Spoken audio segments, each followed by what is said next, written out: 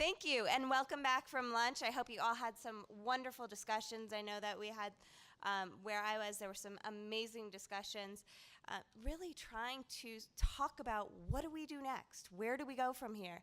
And there's still a lot of content to go forward with and a lot to share with you. Our next presenter will have a beautiful introduction, but I want to introduce Dr. Margaret Nygren, who is the CEO, Executive Director of the AAIDD, which is really our trade organization for academics, the administration, or so you see the administration, the American Association on Intellectual and Developmental Disabilities. So I'd like to introduce Dr. Margaret Nygren, also is a wonderful sponsor and partner with the Coleman Institute. So.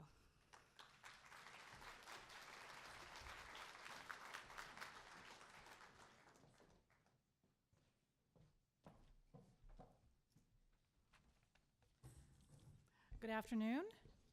Thank you, Shay. I'm Maggie Nygren, and I am delighted to have the honor of introducing Dr. Mark Tessé for this plenary session. For those of you who do not know Mark, he obtained his doctorate in clinical psychology at the Université du Québec, Montreal. It's pretty close. In 1994. He did a postdoc at the Ohio State University Niswonger Center and subsequently went back to the Department of Psychology at the University of Quebec. In 1999, he joined the faculty of the University of North Carolina as an assistant professor of psychiatry and community education director at the UCED, and he was promoted to associate professor of psychiatry in 2004. But he left UNC in 2006 to accept the position of the associate director of the University of South Florida UCED and served as an associate professor there in the Department of Child and Family Studies. He left there in 2009 to become the director of the Ohio State University Niswonger Center, also a UCED, where he's a professor of psychiatry and psychology.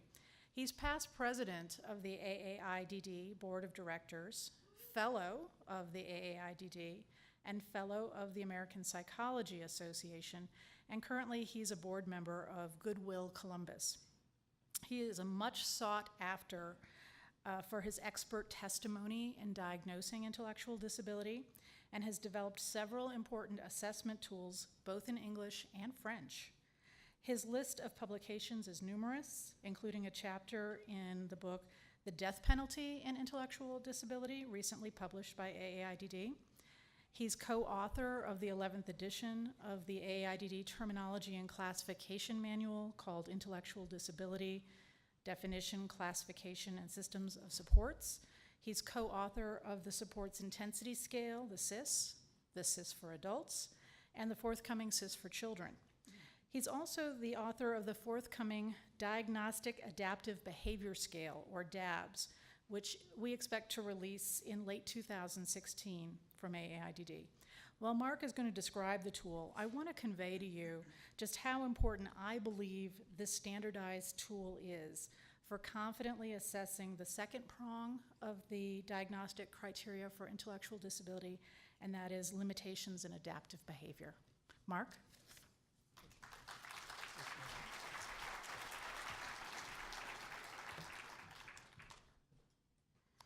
All right, thank you, Maggie.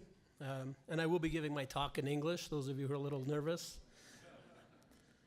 Well, I want to thank the Coleman Institute on Cognitive Disabilities. This is a fantastic conference.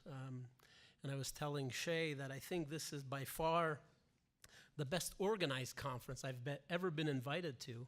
I have gotten a lot of supports and reminders and guidance and making sure that everything goes off without a hitch. So I do want to thank Dr. David Braddock and Dr. Shay Revis for Tanis, for inviting me, Dr. Shay Tanis, for inviting me to give this presentation. And so there's Mike Waymeyer, a colleague of mine, keeps asking me, what do you know about technology? Why are you giving this talk? So I want to, let me see if I got this right. So I want to talk to you today about adaptive behavior and I want to talk about the role that technology has in how the definition of and our conceptualization of adaptive behavior has evolved over time. But also the role that technology has played in how we assess adaptive behavior. And one of the things I'll use to illustrate that is the instrument that Maggie was talking about, which is the Diagnostic Adaptive Behavior Scale. And I think, I hope at the end of my presentation that you will understand how, one, technology has played an increasingly important role in the lives of people with intellectual disability and other cognitive disabilities, but also how technology has made the way we assess adaptive behavior in particular, but also a lot of other standardized assessments, how technology has given us the tools to be more proficient and much more rigorous. So what is adaptive behavior? So this is sort of the definition that we have right now. It's essentially the collection of skills that we've learned and that we perform to meet society's expectations. And that's true of all of us in this room. And those skills and behaviors are conceptualized currently under 3 domains. So these conceptual skills, which are more cognitively based, have a lot to do with functional academics and how we apply that in everyday life, work, play, and community. But also social skills. So social skills going from basic social skills to higher order social skills in terms of cognitively based social skills such as gullibility or naivete. And then our last element, or last area, are really practical skills. And those have to do with a lot of everyday skills, self-care, hygiene, domestic skills, work skills as well. So that's the conceptual definition that we have today. And you'll see the first definition really of adaptive behavior came from Edgar Dahl in the mid-30s. And he saw what he then called social competence as the whole package. And he saw social competence, which is really the precursor to adaptive behavior, as personal independence and social responsibility and those elements of our behavior. And Dahl and others, as you'll see, really advocated for conceptualizing intellectual disability in a broader sense, looking at the whole person versus looking only at intellectual functioning, which is the way we had defined it up until those early work of Dahl and his colleagues. So Dahl really published the first standardized scale, then called the Vineland Social Maturity Scale. And he saw the Vineland Social Maturity Scale as the alternative to intelligence testing. We all know it hasn't replaced intelligence testing, nor did he expect that. But really, it's a complementary assessment, which looks at not just what we know, but how do we put in practice what we know in terms of behavior to adjust our behavior, adapt our behavior to the needs of and the expectations of our environment. So I want to talk about the Vineland Social Maturity Scale and what were the technology items back then. So in 1935, 1936, out of 117 items, we had 1 item, which was loosely technology, makes telephone calls.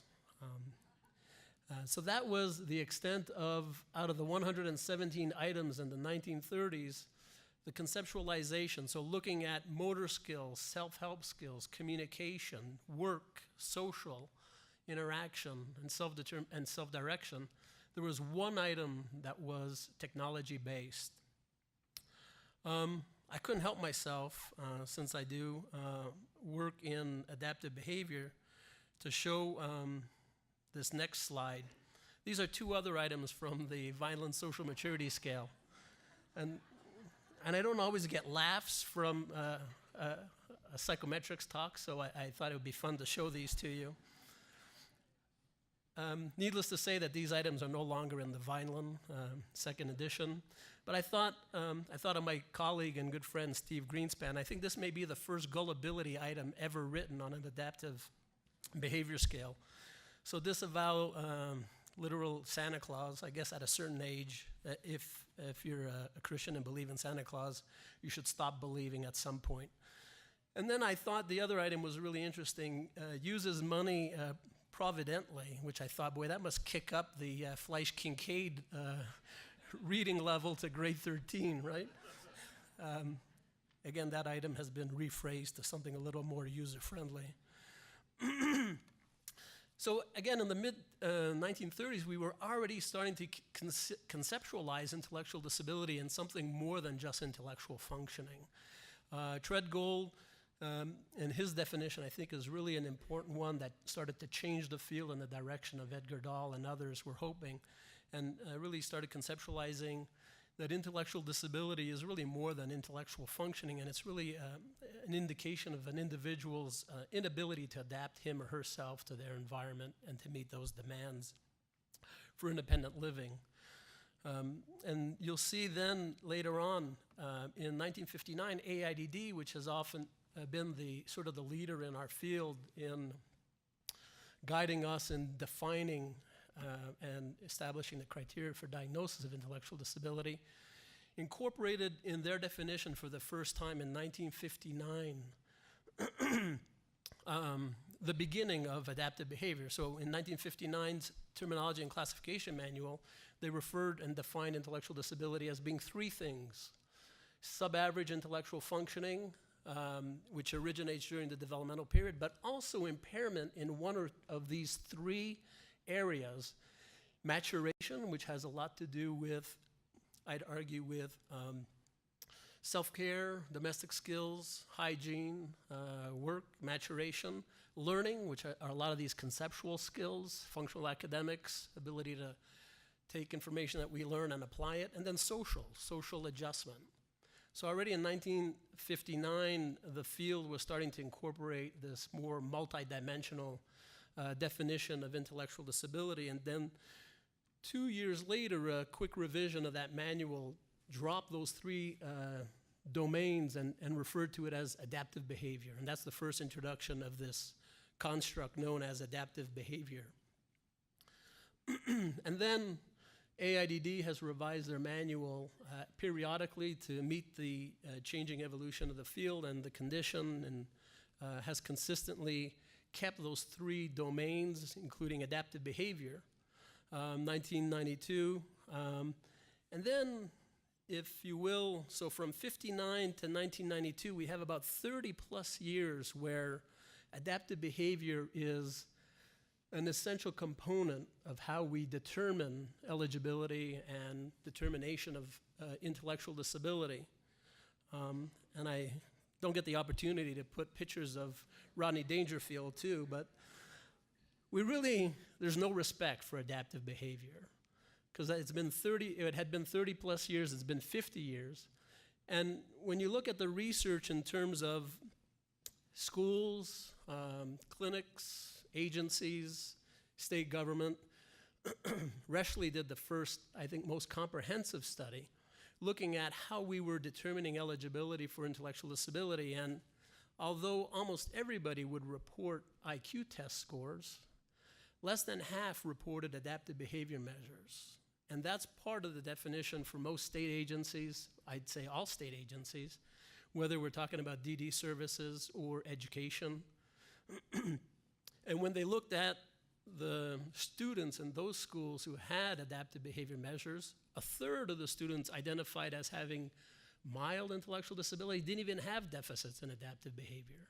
So technically didn't meet criteria.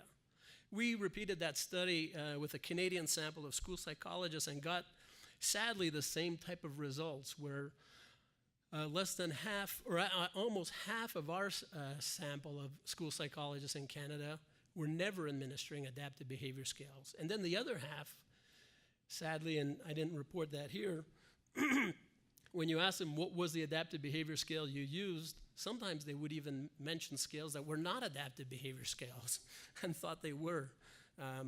So again, adaptive behavior, although it's been around for a long time and is an important element of how we conceptualize intellectual disability and other cognitive disabilities, as, again, my colleague Steve Greenspan, who's here in the room, often says and writes, King IQ is still King IQ. But when you think about it, adaptive behavior are really, once we leave school, really are the skills that we need to be invisible, are the skills that when we don't have those skills, make people notice us and take notice, and not in a good sense. So we often underestimate and undervalue the importance of teaching and making sure that individuals with intellectual disability and other cognitive disabilities have good adaptive skills. Today we have over 200 scales of adaptive behavior, but really there are only 4 that are appropriate in terms of psychometric use and standardization for determining eligibility for intellectual disability. And I'm not going to talk a lot about those, but I do wanted to show, using the Vineland, the evolution of the different iterations of adaptive behavior assessment and how technology, we see, has become more important over the years as technology has become more important in society. One is not surprised to see how that's reflected in how we measure adaptive behavior and how we define it. So you remember the social maturity scale had 1 item, makes telephone calls. That was then replaced in 1984 by the Vineland Adaptive Behavior Scales by Sarah Sparrow and her colleagues. And there, the scale went from 117 items to 261 items. And then we also saw a significant increase in the number of technology items. Around, and I use technology in this sense, any type of device that people use, so clocks, phones, stoves, microwaves. And you see in 1984, the technology items that I identify are things like initiates telephone calls to others, uses the stove or microwave for cooking, watches television, listens to the radio for practical day-to-day information, watches television, listens to the radio for information about particular interests. So those are the uses of technology that we saw in that second iteration of the Vineland. The Vineland was revised in 2005, and what was the impact? How did it address the evolution of technology in the world, in the lives of everybody, including people with intellectual disability? Well, it significantly increased the number of items. Now 350. How many of you have administered, either as a parent, participated, a teacher, a professional? So you all know, and you all have empathy with me on the pain it is of going through the assessment of, or the completing of measures that have 359 items, right? We know how long that is. Hopefully you'll agree with me when we talk about the DABs, how technology has really made us able to measure the whole construct with way fewer items, but with even better precision. All right, so I know you're dying of suspense. So these are the items, 19 items. So we went from 1 to 11 to 19 over the course of the evolution of the Vineland. And these are the items. So these start looking more like technology items, right? We know that now in 2005, when the Vineland was revised, there are computer uses, computer skills that we now want to measure. We want to talk about demonstrating computer skills to play games. We talk about using phones or cell phones. We talk about demonstrating computer skills necessary to carry out complex tasks like word processing, accessing the internet, using keyboards to type. So we see how the evolution of adaptive behavior has really kept up with how technology is becoming more important in the lives of everybody, including the individuals who have intellectual disability. And the panels earlier today were emphasizing how technology is important in all domains of life, work being certainly one important area. And then adaptive behavior continues to be an important component in the definition, the AIDD definition. And here, this is the most recent definition. Some of you know it by heart, I'm sure.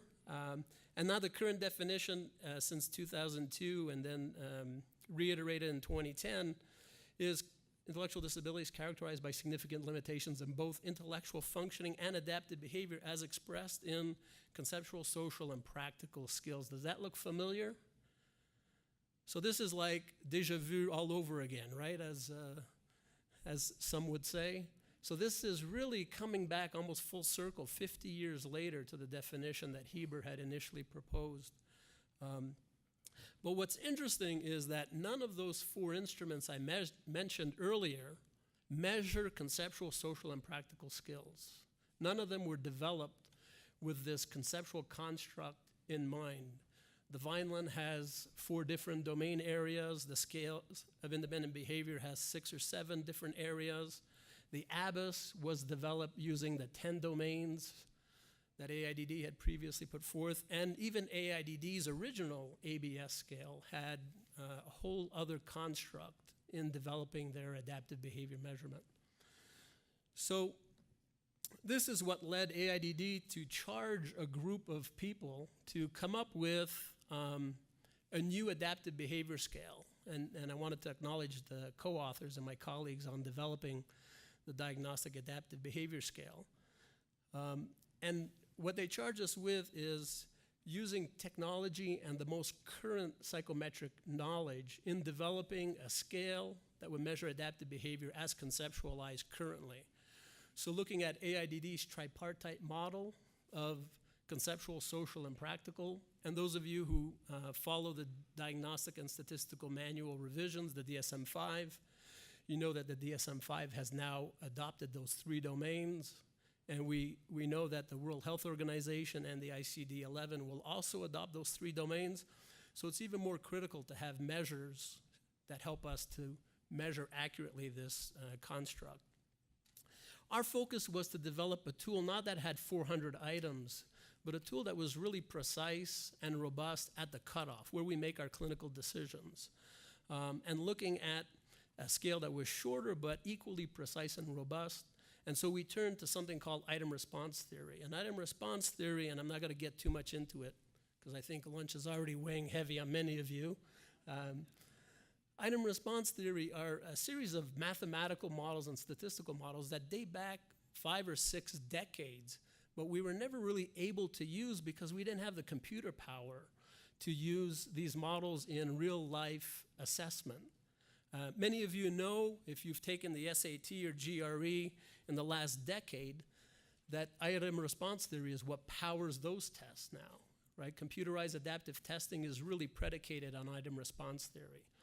So we wanted to focus using item response theory, look at item calibration, looking at how do we select the best item, and then how do we use IRT and computers to score our test. So IRT, I think the main importance around that is that it tells us that items and skills have their own properties. It doesn't matter who you administer it to. That item should tell you the same information for everybody, whether they're high or low on that ability level. And we just need to know what that item's difficulty level is and discrimination power. And item response theory also tells us that our tests are not equally reliable. We like to think that our tests are equally reliable, and we work and live in 2 standard deviations below the average, where our tests are probably least reliable. So one of the areas of focus of our development was to develop a test that would be most precise in that range, and item response theory allows us to do that. So we started off with 1,300 items, and let me tell you, you're happy that we didn't end with 1,300 items. And we did whittle that down, and I want to acknowledge that Shay did her doctoral dissertation on the DABs, and she did it with the 263 item version, so she knows how complicated and how difficult it is to recruit people.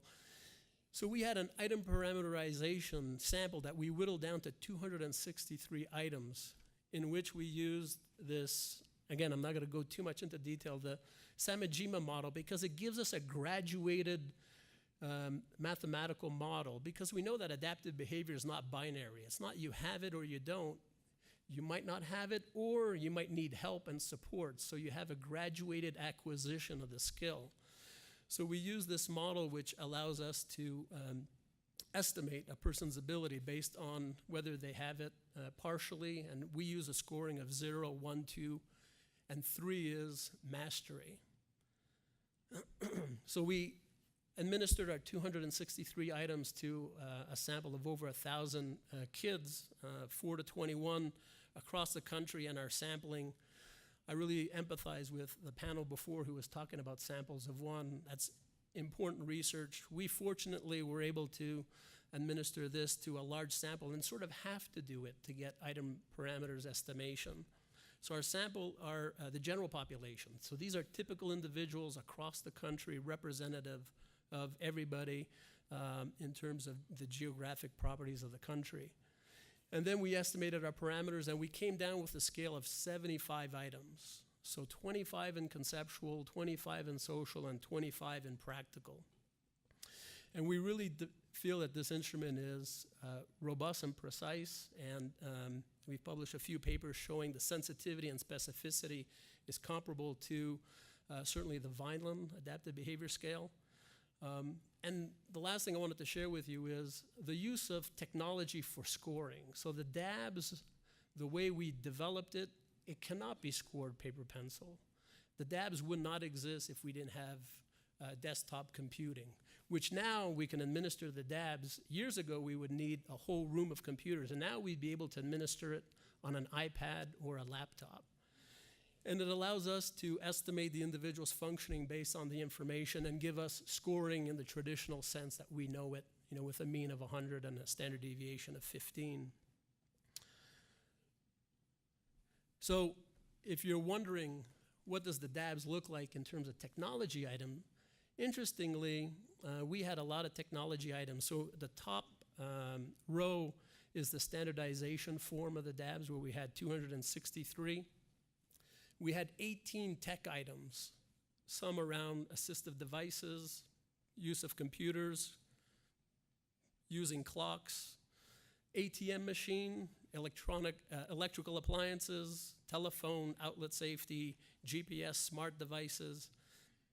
And in our final item parameters and retention of only the most discriminating items, we lost 3. And now have about 15 tech items in the final version of the DABS out of approximately 75.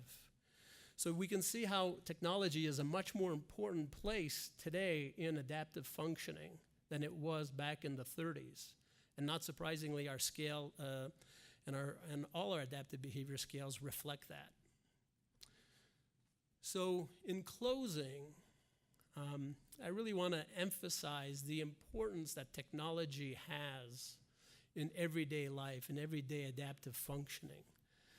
And I think a lot of the speakers earlier today said it. It's not because you have an intellectual disability or a cognitive disability that you cannot use technology. In fact, we know that technology may mitigate, to a large extent, a lot of adaptive deficits.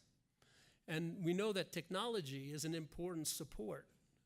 And so we should be increasing our availability and access to technology. In terms of how we assess adaptive behavior, obviously technology plays a big role. And you think about some of the skills that we used to measure. One I always laugh with is tying shoelaces. How many of us spent weeks, years teaching shoelace tying? Thank goodness we have Velcro, right? So we don't need to teach shoelace tying anymore. In the same way, we may not need to spend so much time worrying about counting change and money, because now we have a lot of smart devices that can provide an easier way, a more accessible way of making purchases and doing purchases effectively. We used to measure and assess adaptive behavior paying bills, the old-fashioned way. Now paying bills, if we can't pay bills online, that is a deficit. That is something important that we need to teach and evaluate. And as some of the earlier panel members were emphasizing, work, vocation, employment is extremely tech dependent now. And we need to emphasize that, both in our assessment as well as in our intervention and work. And then lastly, I wanted to say that we use technology in the Diagnostic Adaptive Behavior Scale, both in the development and in the administration of the DABS. And that technology really has enabled us to really go into the next level of precision and reliability in terms of measuring effectively whether or not a person meets prong 2 of how we define intellectual disability. And I think without that technology, our scales would continue to be a lot less robust, a lot less flexible, because the beauty of, again, item response theory and computer-administered testing is it allows us to adapt our own testing based on the evolution of skills and how we conceptualize adaptive behavior in everyday life. I think that's pretty much what I wanted to say to you, and I appreciate all of you coming back from lunch, the beautiful weather, the scenic mountains. I'm living in Columbus, Ohio, which is pretty flat, but we do have the #1 ranked national football team, so I'd like to end on Go Bucks. Thank you.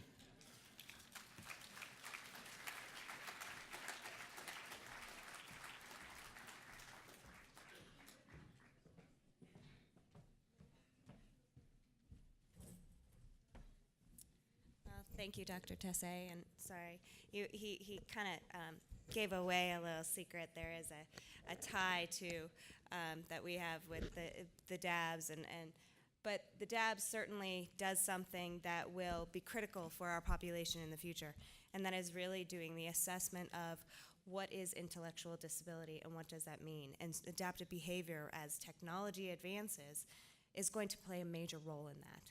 And so I'm glad that Dr. Tessé got to share that with you.